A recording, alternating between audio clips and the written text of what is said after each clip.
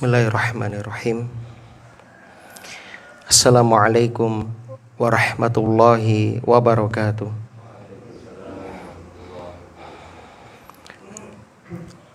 Innal hamdalillah nahmaduhu wa nasta'inuhu wa nastaghfiruh wa na'udzu billahi min syururi anfusina wa sayyiati a'malina. May yahdihillahu fala mudhillalah wa may yudlil fala hadiyalah. Asyhadu an la ilaha illallah wahdahu la syarikalah wa asyhadu anna Muhammadan abduhu wa rasuluh. Qala Allahu ta'ala fil Qur'an, a'udzu billahi minasyaitonir rajim. Ya ayyuhalladzina amanu taqullaha haqqa tuqatih wa la tamutunna illa wa antum muslimun. Ya ayyuhalladzina amanu taqullaha wa qulu qawlan sadida yuslih lakum a'malakum wa yaghfir lakum dhunubakum wa may yuti'illaha wa rasulahu faqad faza fawzan 'azima. Amma ba'd. Kaum muslimin dan muslimah, jamaah pengajian yang mudah-mudahan senantiasa dirahmati oleh Allah di dunia hingga di akhirat. Alhamdulillah, kita bersyukur kepada Allah di subuh yang penuh kebahagiaan ini.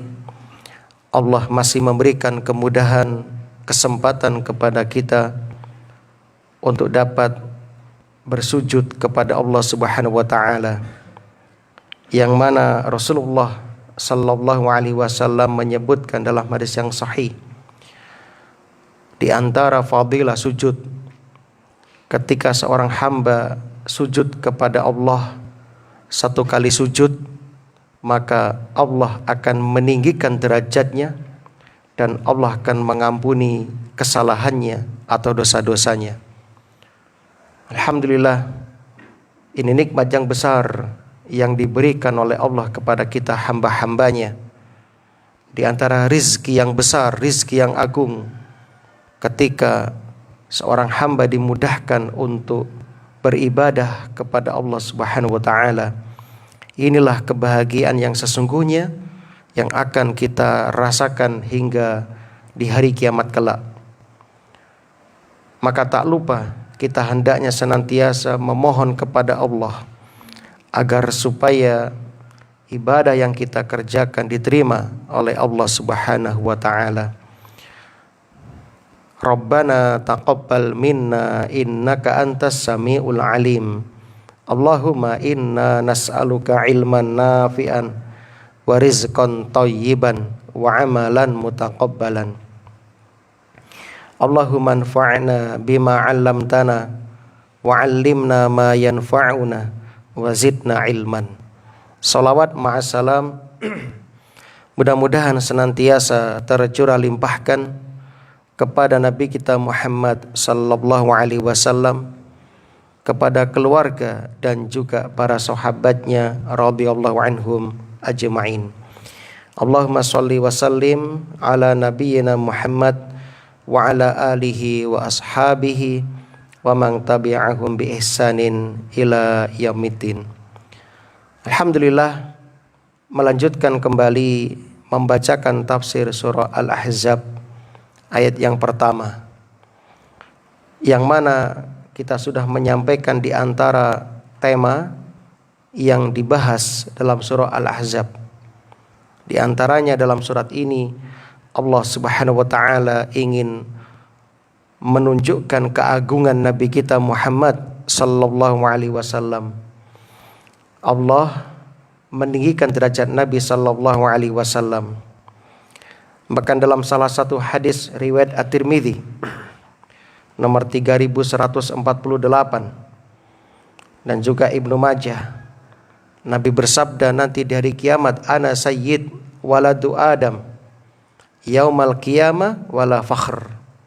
Aku adalah sayyid, pemimpin, penghulu anak cucu Adam. Yaumal qiyamah, pada hari kiamat, wala fakhr, tanpa membanggakan diri. Maka kaum muslimin yang berbahagia, Nabi kita sallallahu alaihi wasallam nabi yang mulia, nabi yang agung. Maka Allah ingin menjelaskan kepada kita kedudukan beliau di sisi Allah Subhanahu wa taala. Maka hendaknya kita bersyukur kepada Allah, ditakdirkan menjadi hamba yang setia mengikuti Nabi sallallahu alaihi wasallam. Maka hendaknya kita meningkatkan rasa syukur kita dengan berusaha mempelajari sunnah-sunnah Nabi sallallahu alaihi wasallam, kemudian berusaha mengamalkan, mengaplikasikan dalam kehidupan kita sehari-hari. Dan semoga kita semuanya diwafatkan dalam keadaan Islam dan di atas sunnah. Allahumma tawaffana alal Islam was sunnah. Dan di antara salah satu kemuliaan Nabi sallallahu alaihi wasallam, di mana Allah Subhanahu wa taala ketika menyeru Nabi sallallahu alaihi wasallam, Allah menyebut dengan kedudukan Nabi seperti dalam ayat ini, a'udzubillahi minasyaitonirrajim. Ya ayyuhan nabiyyu, wahai nabi, ittaqillaha, bertakwalah engkau kepada Allah, wala tuti'il kafirina wal munafiqin, dan janganlah engkau mentaati orang-orang kafir dan orang-orang munafik. Innallaha kana aliman hakima, sesungguhnya Allah itu maha mengetahui, hakiman, dan Allah maha bijaksana. Dalam ayat ini Allah Subhanahu wa taala memerintahkan Nabi sallallahu alaihi wasallam agar bertakwa.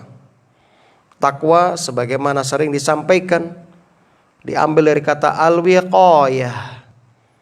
Al-wiqayah yakni membuat perlindungan, membuat penjagaan, membuat pengamanan dari segala sesuatu yang kita takuti. Kalau kita takut dari api, maka kita supaya membuat perlindungan dari api. Kalau kita takut dari dingin, maka kita membuat perlindungan dari dingin. Dan kita takut kepada azab Allah Subhanahu wa taala, maka hendaknya kita membuat perlindungan dari yang kita takuti. Ya, kita menjadikan pembatas, pengaman antara kita dengan siksa Allah Subhanahu wa taala. Bagaimana caranya? Bi fi'li awamirihi wajtinabi nawahihi, mengerjakan perintah-perintahnya dan menjauhi segenap larangan-larangannya. Sebagaimana kata Tolak bin Habib rahimahullah, ketika beliau ditanya tentang solusi agar terhindar dari fitnah. Ketika fitnah merebak, fitnah menyambar-nyambar seperti masa kita saat ini, apa solusinya? Beliau mengatakan taqwallah. Taqwallah, bertakwalah kepada Allah. Lalu beliau ditanya, apa itu takwa? Anta'mala bi ta'atillah ala nurin minallah tarju sawaballah wa antatsruka ma'siyatallah ala nurin minallah makhafata azaballah. Takwa itu, kata Imam Tolak bin Habib, seorang tabi'in, engkau hendaknya mengerjakan ketaatan kepada Allah berdasarkan cahaya petunjuk dari Allah Subhanahu wa taala, disertai pengharapan terhadap pahala dari Allah Subhanahu wa taala. Dan engkau meninggalkan maksiat kepada Allah berdasarkan petunjuk cahaya dari Allah, disertai rasa takut terhadap siksa Allah Subhanahu wa ta'ala. Maka Allah perintahkan kepada Nabi, ittaqillah ya Muhammad, bertakwalah kepada Allah fi kulli halin wa fi kulli waqtin, di setiap keadaan, dalam setiap waktu. Ya, dan tetaplah dalam ketakwaan dan istiqomalah di atas ketakwaan sampai engkau menghadap Allah Subhanahu wa ta'ala. Masya Allah, kaum muslimin, Ternyata kita diperintahkan bertakwa sampai kita wafat menghadap Allah Subhanahu wa taala. Dan lanjutannya, wala tuti'il kafirin, dan janganlah engkau mentaati orang-orang kafir, wal munafikin, dan orang-orang munafik. Mari kita lihat sebab turunnya ayat ini, yakni wala tuti'il kafirina wal munafikin. Janganlah engkau mentaati orang-orang kafir dan orang-orang munafik. Jamaah yang berbahagia. Disebutkan dalam tafsir Ibnu Katsir dan juga tafsir Al-Qurtubi.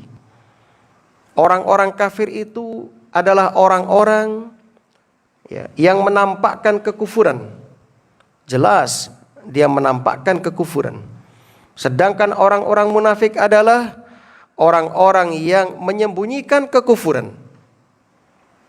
Di masa itu mereka sering datang kepada Nabi Sallallahu Alaihi Wasallam memberikan ide-ide kepada Nabi, ngasih ide kepada Nabi, ngasih solusi. Dan mereka sering menggoda Nabi Sallallahu Alaihi Wasallam dalam bentuk ide-ide tersebut, yang tujuannya agar Nabi menghentikan dakwah, meninggalkan dakwah. Di antara contoh ide mereka datang kepada Nabi menawarkan sebuah tawaran yang menggiurkan. Ya Muhammad, kalau engkau bersedia meninggalkan orang-orang miskin itu yang beriman kepada engkau dan kepada Tuhanmu itu, maka kami orang-orang kafir Quraisy siap untuk memeluk agama Islam. Kami siap untuk beriman kepadamu. Bukan menggiurkan. Dan kami para pembesar, kami para pemimpin, di belakang kami banyak orang-orang suku-suku. Kalau kami sebagai kepala suku beriman, otomatis rakyat kami juga beriman, bahkan menguntungkan. Dengan meninggalkan orang beriman dari kalangan fakir miskin. Itu salah satu contoh usulan mereka yang menggiurkan. Dan mereka juga datang kepada Nabi Sallallahu Alaihi Wasallam membuat kesepakatan. Ya Muhammad, wes saking ini wae wes rukunan. Engkau hentikan dakwamu, jangan lagi mencela Tuhan-Tuhan kami. Kami akan beribadah kepada Tuhanmu 1 tahun. Nanti 1 tahun berikutnya kamu ibadah kepada Tuhan kami. Piye lang ini? Nah, podo-podo untungi. Masya Allah. Banyak solusi-solusi. Mereka juga menawarkan jabatan, menawarkan wanita, menawarkan harta, Masya Allah. Kedudukan, kehormatan, ditawarkan semuanya. Jadi semua ide yang sekiranya bisa menghentikan laju dakwah, mereka usulkan kepada Nabi Sallallahu Alaihi Wasallam. Dan inilah diantara salah satu bentuk kegigihan orang-orang kafir dalam usaha mereka untuk menghentikan cahaya Allah bersinar di muka bumi ini. Maka sebagaimana para dai penerus Rasulullah dalam berdakwah juga sama. Mereka ditawarkan berbagai tawaran, yang penting kamu berhenti dari dakwah wis. Nah, apapun yang kamu inginkan akan kami berikan. Masya Allah. Maka kaum muslimin, kalau sekarang muncul ide-ide yang tujuannya memadamkan dakwah Islam, gak usah kaget. Orang kafir sudah mendahului, orang munafik apalagi. Maka kaum muslimin, ayat ini memberikan warning, peringatan kepada kita bahwasannya dalam dakwah itu pasti akan menghadapi tantangan. Dalam Anda jenengan berpegang kepada ajaran Islam dan sunnah Nabi, pasti menghadapi tantangan, ujian. Maka yakinilah semakin berat, semakin besar rintangan, ujian yang menghadang, semakin besar pahala yang dijanjikan oleh Allah Subhanahu wa taala. Naam. Dan hukum asal bagi kita orang-orang beriman tidak boleh meminta pendapat orang-orang kafir dan orang-orang munafik dalam urusan agama. Saya ulangi, dalam urusan agama enggak boleh.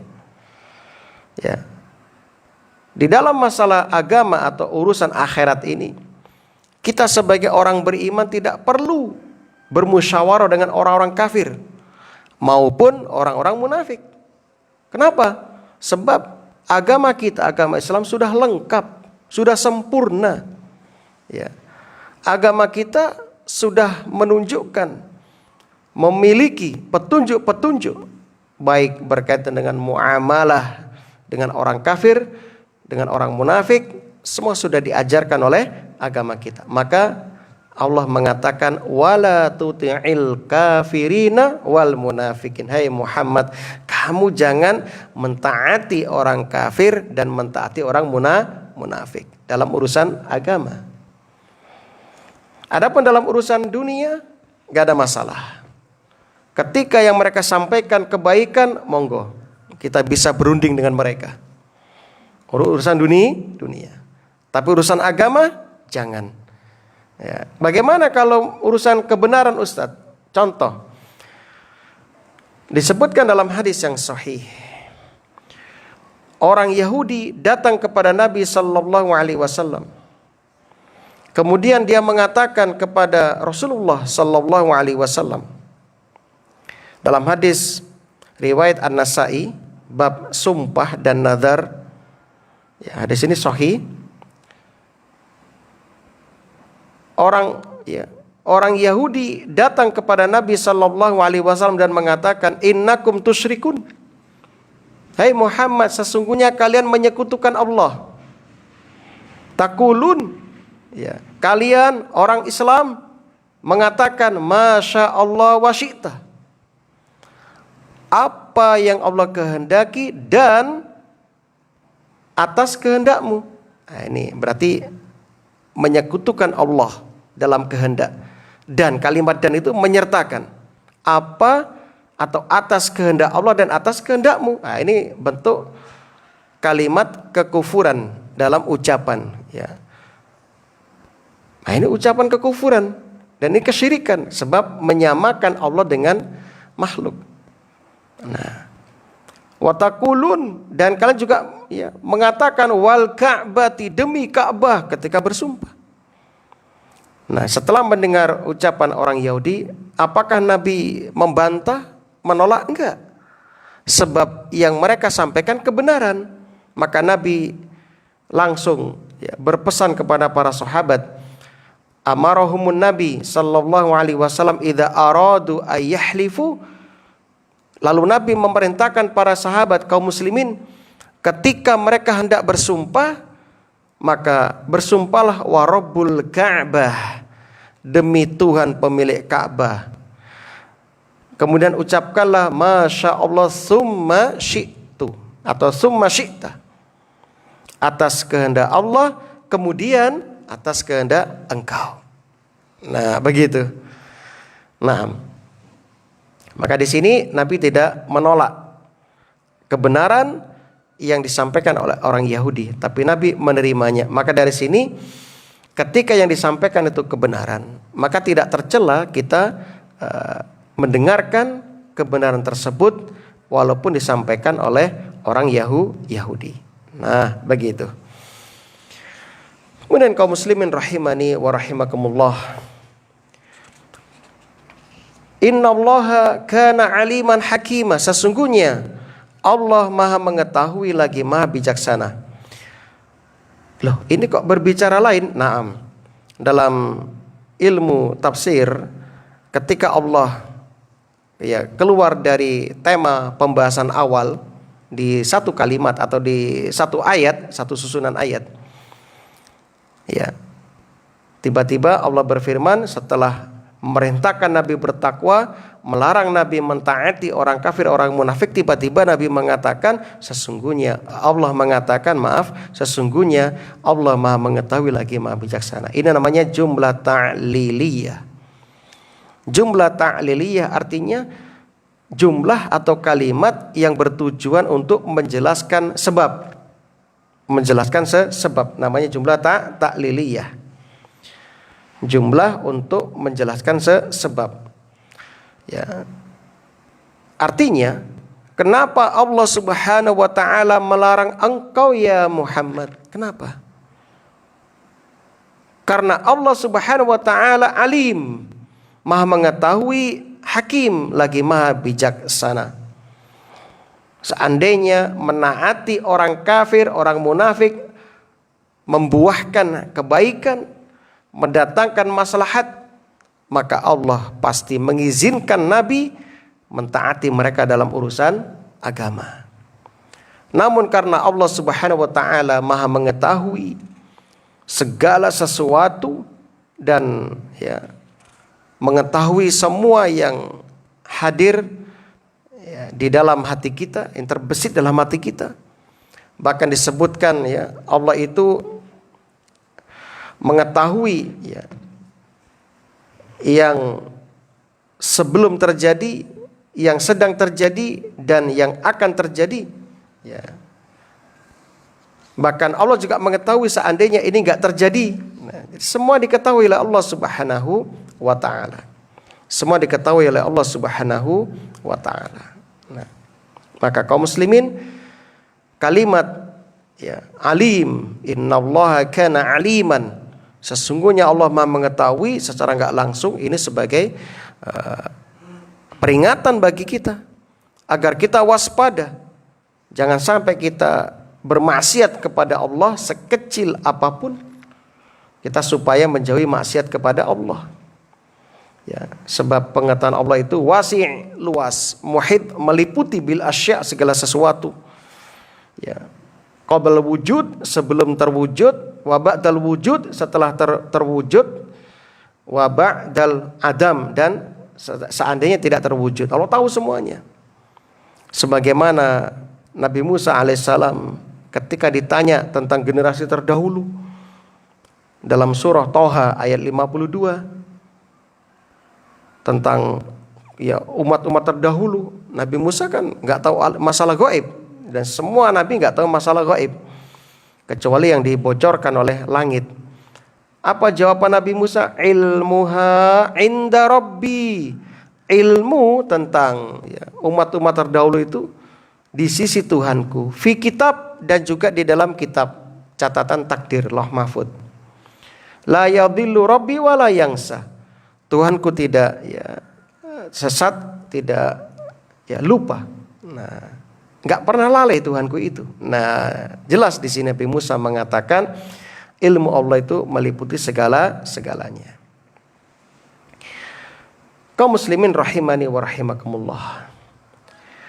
Kemudian di dalam ayat ini pula Allah Subhanahu wa taala juga walaupun bentuknya melarang Nabi, ya ayyuhan nabi, hai Nabi, namun ini juga berlaku bagi kita umatnya.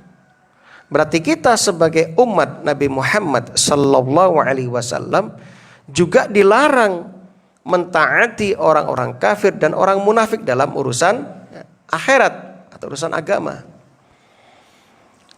Maka ketika kita mendapati Allah berfirman ya ayyuhan nabi, maka di sini ada 3 kemungkinan.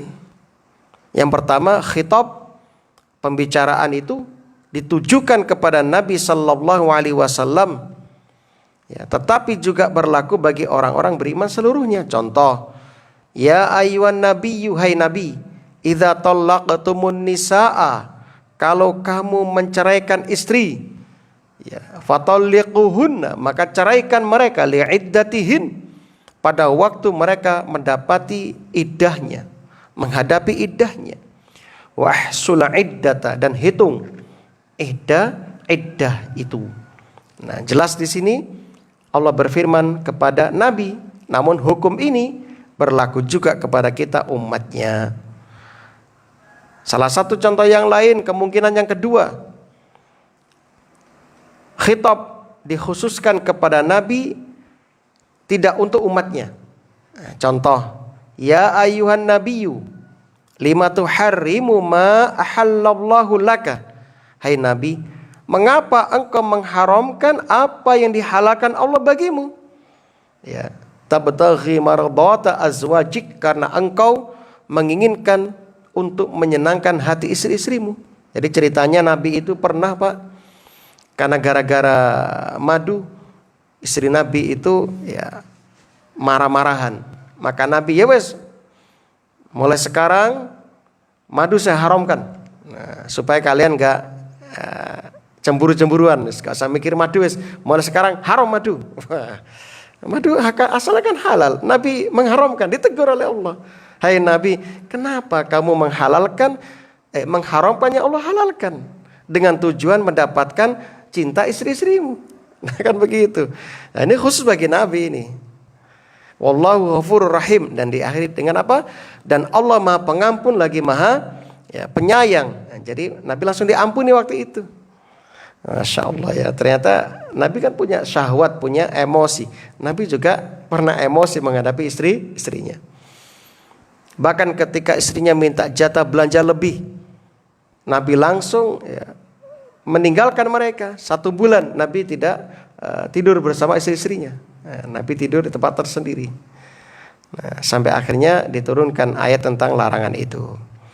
Kemudian yang ketiga, kemungkinan ketiga, ketika Allah berfirman, ya ayuhan nabiyyu, hai Nabi. Khitab ini ditujukan kepada Nabi sallallahu alaihi wasallam. Namun tidak ada indikasi bahwa ini adalah khusus bagi Nabi. Contoh, ya ayuhan nabiyyu taqillah. Dalam ayat, hai Nabi, bertakwalah kepada Allah. Nah, ini kan tidak ada indikasi ini khusus bagi Nabi. Maka jika demikian ini juga berlaku bagi Nabi, juga berlaku bagi kita. Nah, begitu kaum muslimin rahimani wa rahimakumullah. Jadi kita juga diperintahkan bertakwa.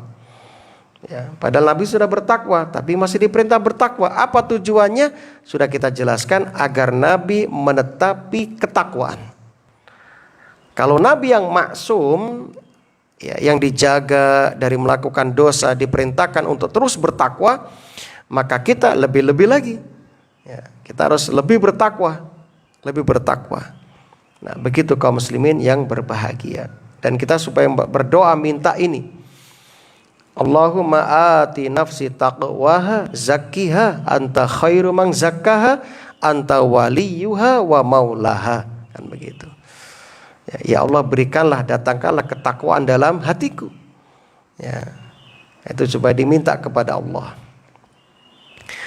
Kemudian Imam Al-Qurtubi menukil ucapan An-Nahas, ada membaca An-Nuhas, ketika menjelaskan innallaha kana aliman hakima. Apa kata Imam An-Nuhas atau An-Nahas?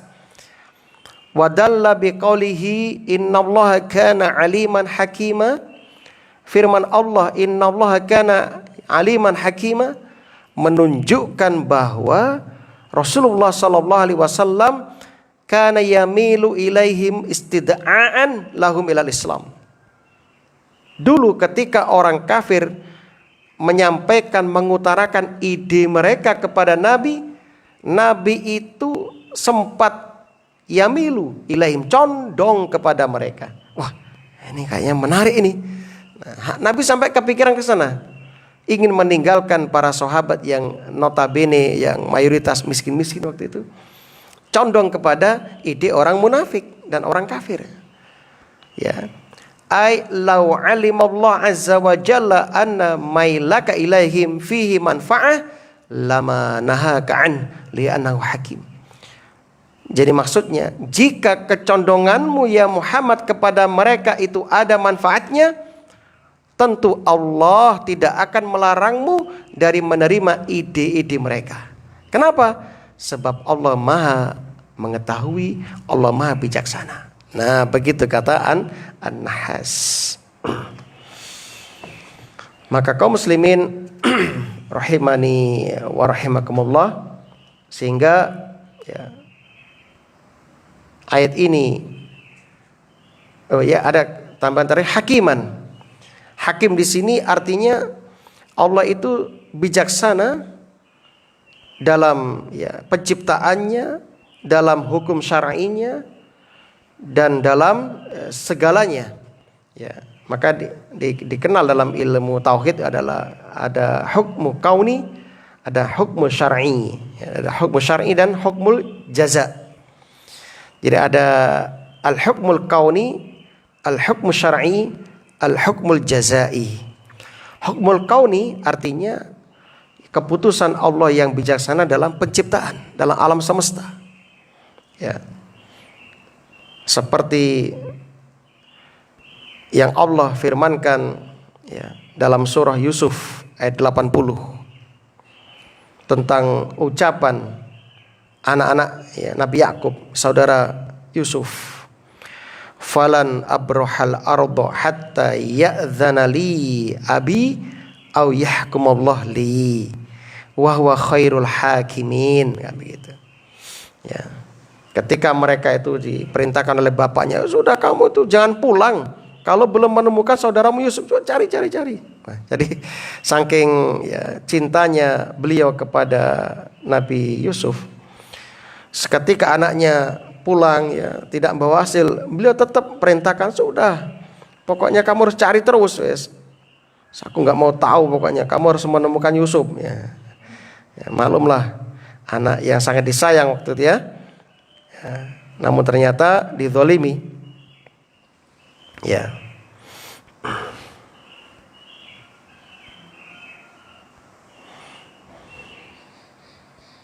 Nah, yang artinya falan abrohal ardo ya, tidakkah aku akan meninggalkan negeri ini, negeri Mesir ya. Aku tidak akan meninggalkan negeri Mesir hatta ya'dzana li abi, sampai bapakku yakni Nabi Ayub mengizinkan aku untuk kembali. Au yahkumullahu li, atau Allah memberi keputusan terhadapku. Khairul hakimin, dan Allah sebaik-baik hakim atau sang pemberi keputusan. Jadi ya, ketika Bunyamin itu ditahan oleh Nabi Yusuf, saudaranya nggak berani pulang wes ya, sampai nanti bapaknya mengizinkan atau ada keputusan dari Allah. Nah begitu. Maka di sini hukum Allah bersifat kauni, pada semua penciptaan yang terbaik. Nah, seperti Anda ditakdirkan sekarang itu terbaik. Yang kedua, hukum syar'i. Artinya semua keputusan Allah dalam syariat tentang perintah-perintah, larangan-larangan itu pasti baik. Kenapa Allah melarang mengkonsumsi daging babi? Pasti ada hikmah. Kenapa Allah melarang minum khamr? Ada hikmah. Pasti baik. Kenapa Allah mengharamkan riba? Itu ada hikmah. Ya. Kenapa Allah mensyariatkan tolak, perceraian? Itu ada hikmah. Li'an, zihar, ya, rujuk dan sebagainya, itu ada hikmah. Nah, maka itu namanya hukum syar'i. Ya, hukum Allah yang bersifat syar'i, yaitu agama. Dzalikum hukmullah, itulah hukum Allah. Yahkumu bainakum, yang Allah putuskan di antara hamba-hambanya. Nah, maka ikuti keputusan Allah. Yang terakhir, hukum jaza, yakni keputusan Allah dalam membalas, di mana Allah akan membalas kebaikan dengan berlipat-lipat. Bi asyri amsaliyah ila sab'i mi'ah dhifin ila adhafin katsirah. Ketika kita melakukan kebaikan, Allah akan balas dengan 10, 70 sampai 700 sampai berlipat-lipat, tergantung dari ya, kebijaksanaan Allah dan juga dari kita sebagai pelakunya. Semakin kita ikhlas sesuai dengan apa yang Nabi ajarkan, semakin besar pahalanya. Kan begitu. Makanya niat itu menentukan. Sehingga Imam Al-Jauzi ketika menjelaskan sabda Nabi, al-jannatu aqrabu ilaikum min syirakin na'lik. Surga itu lebih dekat kepada kalian daripada tali sandal kalian. Min syirak na'li. Wanar mislu dzalik. Neraka juga demikian. Neraka lebih dekat kepada kalian daripada serampat sandal kalian. Apa kata Imam Al-Jauzi? Sesungguhnya untuk memperoleh surga itu sahal, mudah bagi mereka yang dimudahkan oleh Allah. Cukup Anda memiliki keinginan, niat yang benar, niat yang tulus, yang ikhlas, dan menjalankan ketaatan, dapat surga. Nah, sebaliknya neraka juga mudah untuk didapatkan. Anda mengikuti hawa nafsu, kemudian bermaksiat, dapat neraka. Makanya ada orang yang ngomong satu kalimat, yang kalimat ini tidak terpikirkan dalam dirinya bahwasanya itu berisiko ternyata kalimat itu menjatuhkan dia ke dalam neraka sedalam-dalamnya. Nah, seperti ucapan orang-orang munafik ketika perang Tabuk. Mereka ngobrol gesah-gesah sama temannya sambil naik kuda pulang dari perang Tabuk. Mereka ngomong, tahu nggak kalian, mereka tuh yang suka makan perutnya buncit-buncit itu, dan mereka tuh para penghafal Quran, tapi mereka tuh penakut, ya, tapi rakus dalam makanan. Ya, ini masa siapa? Rasul dan para sahabat. Mereka mengejek Rasul, ngelek-ngelek Nabi, ngelokin Nabi dengan mengatakan Nabi itu suka makan, Nabi itu pengecut. Ya. Ternyata apa? Gara-gara ucapan seperti ini Allah turunkan ayat khusus yang menyatakan kekafiran mereka. Kekafiran mereka. Ya. Bayang kalimat kecil ternyata, kalimat ringan ternyata memasukkan ke dalam neraka. Dan juga ada kalimat yang ringan memasukkan ke surga. Ada seorang sahabat gak pernah sujud kepada Allah karena dia musyrik. Tiba-tiba mengatakan, ya Muhammad, kalau aku masuk Islam aku dapat apa? Dapat surga. Langsung dia mengatakan, asyhadu an la ilaha illallah wa asyhadu anna Muhammadar Rasulullah. Dia naik onta, untanya ngadat, jatuh, mati. Kata Rasul, gak pernah sujud kepada Allah masuk surga. Nah kan kalimat apa? Ringan, syahadat, ringan. Nah inilah contoh bahwasanya jangan meremehkan kebaikan sekecil apapun walaupun berwajah yang menyenangkan di hadapan saudaramu muslim muslimah. Nah, dan jangan meremehkan keburukan sekecil apapun. Maksiat sekecil apapun bahaya, jangan dilakukan, jangan terpikir kelak untuk maksiat. Nah, ini kaum muslimin yang berbahagia. Maksud dari surga itu lebih dekat daripada tali sandal kalian. Nah, kaum muslimin yang berbahagia, itulah 3 jenis hukum. Ada hukmul kauni, hukmul syar'i, hukmul jazai. Alhamdulillah betapa murahnya Allah Subhanahu wa taala. Kemudian ayat ini memberikan pelajaran kepada kita tentang penetapan nubuah Nabi dan keagungan Nabi sallallahu alaihi wasallam, dan juga mengkhususkan kedudukan Nabi di antara para nabi-nabi yang lain. Dan juga di sini ya ada taklif, pembebanan, bahwa Nabi sallallahu alaihi wasallam membebani takwa itu, membebani perintah takwa itu bukan hanya kepada kita tapi juga kepada seluruh hamba-hamba Allah, termasuk Nabi kita Muhammad sallallahu alaihi wasallam. Siapapun wajib bertakwa kepada Allah dan tidak boleh mentaati orang kafir dan orang munafik. Ya, nah. Kemudian kaum muslimin rahimani wa rahimakumullah, ayat berikutnya yaitu ayat yang kedua, wattabi' ma yuha ilaika, dan ikutilah apa yang diwahyukan kepadamu ya Muhammad mir rabbik, dari Tuhanmu. Innallaha kana bima ta'maluna khabira, sesungguhnya Allah maha teliti terhadap apa yang kamu kerjakan. Khabir, maha teliti. Terjadi ikhtilaf, perbedaan pendapat di antara ulama. Maksud pada permulaan ayat ittabi', ikutilah, dengan menggunakan bentuk tunggal atau mufrad, yang berarti ayat ini ittabi' ditujukan kepada satu orang, yaitu Nabi kita Muhammad sallallahu alaihi wasallam. Di awal menggunakan bentuk mufrad tunggal untuk satu orang, tapi di akhir Allah menyebutkan ta'malun, yang kalian kerjakan, untuk orang banyak, jama'. Ini piye? Perintah pertamanya untuk satu orang ternyata diakhiri dengan banyak orang, yakni ditujukan kepada orang-orang beriman. Nah, sebagian ulama berpendapat ayat tersebut menunjukkan bahwa meskipun khitab, ya, pembicaraan ditujukan kepada Nabi sallallahu alaihi wasallam, tetapi yang dimaksud adalah umat Nabi sallallahu alaihi wasallam. Sehingga ayat ini bermakna, hai orang-orang yang beriman, ikutilah wahyu yang diberikan kepada Nabi sallallahu alaihi wasallam. Nah, begitu. Sebagian ulama berpendapat khitab tetap ditujukan kepada Nabi sallallahu alaihi wasallam, tetapi Allah jalla jalaluhu tetap menggunakan lafaz jama' yakni ta'malun sebagai bentuk pengagungan dan penghormatan kepada Nabi sallallahu alaihi wasallam. Dan ini maklum, masyhur di kalangan bahasa Arab. Ya. Jadi nggak usah kaget ketika Anda mendapati bentuk kalimat seperti ini. Contoh misalnya, kita sering mendengar orang-orang ngobrol untuk memanggil temannya yang satu orang menggunakan kalimat antum. Antum dari mana? Bagaimana kabar antum? Kan begitu. Padahal dalam bahasa Arab antum itu untuk jamak, ya, untuk banyak orang. Kalian, yang artinya dalam bahasa Indonesia kalian.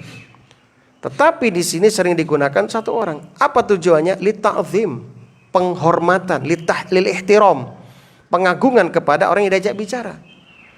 Nah, jadi boleh. Bahkan juga dibolehkan antum yang asalnya jamak untuk laki-laki itu boleh untuk perempuan. Boleh. Ya, antum dari mana? Ya, kalian dari mana? Itu boleh dalam Islam, itu dalam bahasa Arab boleh.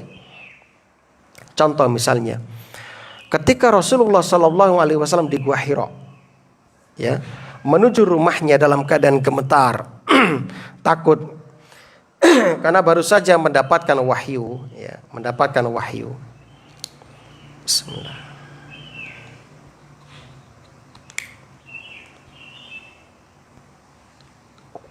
Alhamdulillah. Nabi Sallallahu Alaihi Wasallam menemui istrinya Khadijah binti Khuwailid radhiyallahu anha, zammiluni. Padahal istrinya sendirian. Harusnya kan zammilini. Tapi Nabi mengatakan zammiluni. Selimutilah aku. Zammilun kalian. Selimutilah kalian untukku. Ya. Harusnya begitu. Namun ternyata Nabi menggunakan zammiluni, yang digunakan untuk jamak banyak laki-laki, tapi Nabi gunakan untuk istrinya perempuan, zammiluni. Nah, ini menunjukkan apa? Boleh. Boleh, karena mereka yang punya bahasa Arab. Ya sudah, kita ikut aja bahasa mereka. Nah, begitu juga ya. Ya, bentuk jamak atau plural ya, ditujukan kepada lelaki dan juga kepada perempuan. Contoh dalam hadis ketika Rasul mengatakan tentang keadaan Aisyah, harusnya kan kaifa haluki atau kaifa tiki. Jadi haluki bisa menggunakan tiki. Ternyata Rasul mengatakan kaifatikum, menggunakan kalimat kum. Ya, ketika Aisyah sakit pulang dari perjalanan bersama Nabi, Aisyah kan dituduh oleh orang munafik berzina, selingkuh. Dan Nabi nggak ada bukti. Terus berita menyebar di kota Madinah, ramai viral, sampai Nabi tidak menemui istrinya. Dan Aisyah nggak tahu karena dia tidur di rumah orang tuanya, di rumah Abu Bakar. Sampai akhirnya Aisyah pun sakit. Nabi hanya lihat dari pintu, kaifatikum, piye kabarmu? Habis itu tinggal pergi. Suami kok gini? Terus begitu, beberapa hari begitu terus. Sampai akhirnya dengar kabar dari ayahnya dan juga dari pembantu. Ternyata ada berita dusta, berita bohong. Ya, Aisyah dituduh selingkuh, berzina. Makin parah sakitnya, hingga akhirnya ya turun surat membersihkan ibunda Aisyah. Nah, jadi kaum muslimin itu boleh. Maka jangan kaget kalau dalam gaya bahasa Arab Bapak Ibu temui Allah ya, yang Maha Esa Ahad itu berfirman menggunakan kami.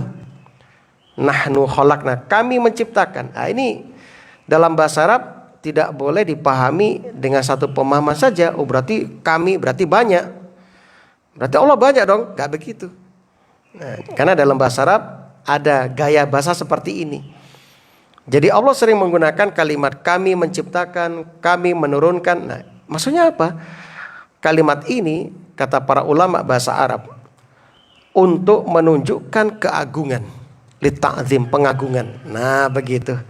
Jadi nggak betul ucapan orang yang mengatakan kalimat kami itu menunjukkan Allah itu banyak. Kemudian kalau qul huwallahu ahad menunjukkan Allah itu laki-laki. Naudzubillah. Gak benar. Karena dalam bahasa Arab ada namanya dhamir sya'an. Dhamir sya'an artinya dhamir yang tempat kembalinya nggak jelas, tidak dijelaskan, atau tidak punya tempat kembali. Nah, begitu. Itu dalam bahasa Arab. Tapi orang yang awam, orang Nasrani misalnya, menggunakan ayat-ayat seperti ini untuk menyesatkan umat Islam. Delon, Tuhanmu aja mengatakan kami, gitu kan. Kemudian Tuhanmu mengatakan qul huwallahu ahad. Nah, berarti kan Tuhanmu punya kelamin. Naudzubillah, enggak seperti itu pemahamannya. Nah, wattabi' ma yuha ilaika mir rabbik innallaha kana bima ta'maluna khabira. Kalimat khabir ini menunjukkan bahwasanya ilmu Allah meliputi segala sesuatu dengan detail, dengan rinci. Jadi Allah tahu apa yang diperbuat oleh orang-orang kafir dan orang-orang munafik. Maka jangan taati mereka, sebab mereka tidak pernah menginginkan kebaikan bagi umat Islam. Mereka hanya menginginkan kehancuran bagi umat Islam. Dan ayat ini juga menunjukkan wajibnya mengikuti wahyu Allah, baik yang berupa Al-Quran maupun As-Sunnah, sebab keduanya dari Allah. Kalimat wattabi ma yuha ilaika mir rabbik. Nabi dapat wahyu Quran dari Allah dan juga wahyu hadis dari Allah Subhanahu wa taala. Mir rabbik, dari Tuhanmu, menetapkan rububiyah Allah. Bahwasanya Allah itu yang mencipta, mengatur segala sesuatu. Ya. Kemudian innallaha kana bima ta'maluna khabira. Sesungguhnya Allah Maha mengetahui, Maha teliti dengan apa yang kamu perbuat. Ini menetapkan tentang luasnya ilmu Allah dan ketelitian Allah dalam segala amalan. Yang terakhir, sebelum kita buka tanya jawab, wa tawakkal 'ala Allah, dan bertawakallah kepada Allah, wa kafa billahi wakila, dan cukuplah Allah sebagai sang pemelihara. Jadi kaum muslimin, Allah melarang Nabi sallallahu alaihi wasallam agar tidak mengikuti orang kafir dan munafik. Allah Jalla Jalaluh yang maha mengetahui, maha teliti apa yang dilakukan oleh hamba-hambanya, memerintahkan kepada Nabi supaya bertawakal kepada Allah Subhanahu wa ta'ala. Bertawakal kepada Allah, ini menunjukkan wajib. Sebab al-aslu fil amri lil wujub. Hukum asal perintah itu wajib. Jadi wajib bagi kita umat Nabi Sallallahu Alaihi Wasallam untuk bertakwa. Mana dalil Ustaz? Kan ini perintahnya kepada Nabi. Wa tawakkal 'ala Allah. Bertawakal engkau ya Muhammad kepada Allah. Mana enggak ada perintah kepada kita? Nah, dalilnya ada. Yaitu surat Al-Ahzab ayat 21 nanti. Laqad kana lakum fi Rasulillah uswatun hasanah. Sungguh telah ada pada diri Nabi suri tauladan terbaik, liman kana yarjullaha wal yawmal akhir, bagi mereka yang menghendaki perjumpaan dengan Allah dan mengharapkan pertemuan dengan Allah dan hari akhir. Nah, jadi ini dalil secara khusus. Apa yang ada pada Nabi harus kita ikuti, kita teladani. Nah, kan begitu. Tawakal kepada Allah artinya kita bersungguh-sungguh menyandarkan segala sesuatu kepada Allah dalam masalah mendapatkan manfaat dan mencegah bahaya. Kita semuanya serahkan kepada Allah. Makanya gak perlu kita berikhtiar menggunakan perkara yang dilarang, menggunakan jimat dan sebagainya, itu gak boleh dalam Islam. Dan gak cukup hanya bersandar kepada Allah untuk mendapatkan yang bermanfaat dan mencegah yang berbahaya, namun disertai dengan fi'lil asbab ma'a fi'lil asbab al-masyru'ah. Tawakal itu selain bersandar disertai dengan menempuh sebab-sebab yang disyariatkan. Sakit, untuk mendapatkan kesembuhan, selain kita bersandar kepada Allah, ya, menyerahkan semuanya kepada Allah, sertai usaha untuk menempuh kesembuhan yang disyariatkan, misalnya dengan diruqyah syar'iyah atau menggunakan bekam atau dengan berobat. Itu bentuk dari tawakal yang sempurna. Ya. Jadi nggak cukup hanya pasrah marang Gusti Allah tapi nggak menempuh sebab. Ya, makanya Rasul dalam memberikan gambaran takwa itu menggambarkan, mengibaratkan seperti seekor burung. Di pagi hari dalam kondisi temboloknya kosong, lalu dia keluar. Di sore hari dia pulang dalam keadaan temboloknya penuh dari makanan. Nah, Masya Allah, itulah takwa. Dan orang yang bertakwa akan dicukupi oleh Allah. Wa kafa billahi wakila, dan Allah akan mencukupi orang yang bertakwa. Semakna dengan firman Allah, wa may yatawakkal 'alallahi fahuwa hasbuh. Barang siapa yang bertawakal kepada Allah, maka Allah akan mencukupinya. Ya.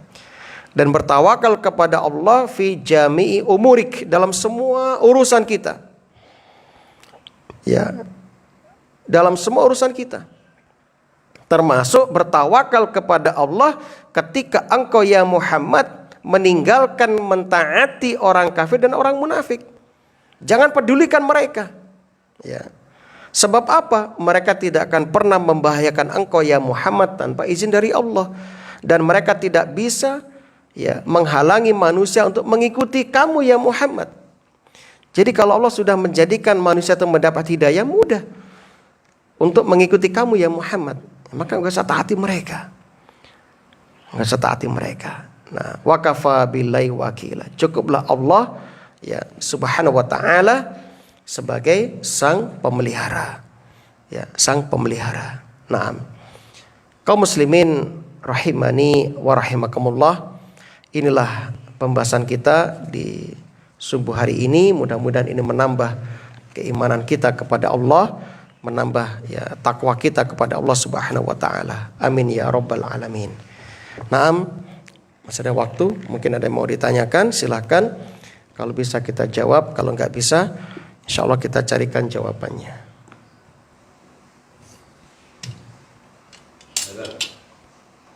Okay.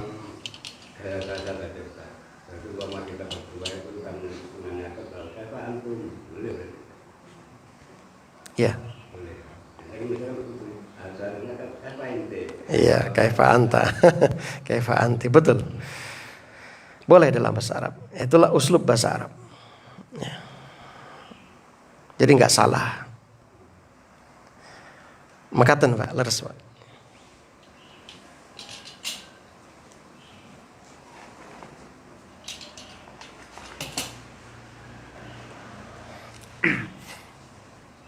Ada lagi yang mau tanyakan?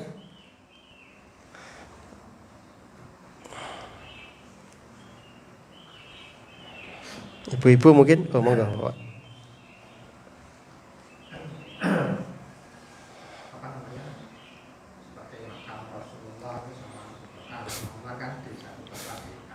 Oke, di kamar Aisyah.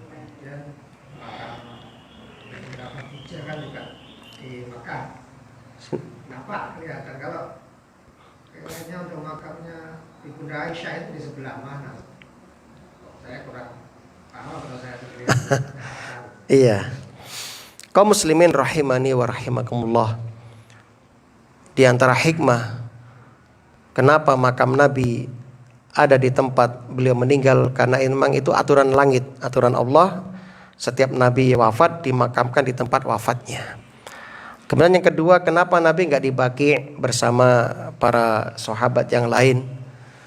Karena Nabi khawatir nanti kalau makam Nabi dibagi, Nabi akan diagung-agungkan sebagaimana orang-orang Yahudi Nasrani mengagungkan orang-orang soleh mereka. Itu di antara hikmahnya. Kemudian di mana makam Ibunda Aisyah? Sebagaimana kita ketahui dalam hadis Ahmad, ketika Abu Bakar As-Siddiq radhiyallahu an meninggal dunia, Aisyah masih tinggal di rumahnya. Dan Aisyah masih ya biasa buka aurat di situ biasa, karena yang ada di situ kan makam suami dan bersama ayahnya. Kemudian ketika Umar bin Khattab minta izin untuk dimakamkan di situ, Aisyah pindah, nggak di situ lagi, karena ada orang asing di situ, itu Umar. Lantas di mana makam Aisyah? Disepakati oleh ulama, seluruh sahabat yang meninggal di kota Madinah, selain yang di luar Madinah, itu dimakamkan di Baqi', di pemakaman Baqi' di situ. Wallahu alam, cuma sebelah mana? Nah, karena kita nggak ada penjelasan. Memang ada sebagian yang dititeni oleh ulama seperti makam Utsman misalnya. Itu ditunjukkan sampai sekarang. Ini makam Utsman. Makam Aisyah, ya, kok nggak ditunjukkan? Nah, mungkin pertama nggak ada yang tanya mungkin. Yang kedua, karena memang ya tidak ada penjelasan yang jelas seperti itu. Nah, karena yang dikenal itu hanya yang mereka disebutkan aja. Namun yang jelas dari keumuman penjelasan sejarah di situ, seluruh sahabat yang meninggal itu dimakamkan di mana? Di Baqi'. Kecuali yang di luar itu kayak Hamzah misalnya, itu di Uhud, ya, karena meninggalnya di sana. Nah, itu sempat terbongkar ketika ada banjir. Dan ternyata Hamzah sampai sekarang masih utuh, Pak. Rambutnya masih hitam, kulitnya masih ya kayak kulit orang hidup, ya. Terus ada darah masih merah itu kan, itu masya Allah dijaga oleh Allah Subhanahu wa Ta'ala. Nah, jadi kesimpulannya seperti itu. Makam-makam sahabat yang lain yang meninggal di Madinah dengan normal, tidak meninggal di medan jihad, itu kuburnya di Baqi' semuanya, di Baqi'. Nah, begitu. Wallahu a'lam bishawab. Cekap ya. Alhamdulillah, semoga ini bermanfaat. Mohon maaf jika ada kekhilafan. Semoga Allah menambahkan keistiqomahan kepada kita. Allahumma razuqnal istiqomah, Allahumma razuqna husnal khitam, Allahumma tawaffana alal islam was sunnah, Allahumma ansuril mujahidina fi kulli makan wa zaman. Rabbana atina fid dunya hasanah wa fil akhirati hasanah wa qina adzabannar.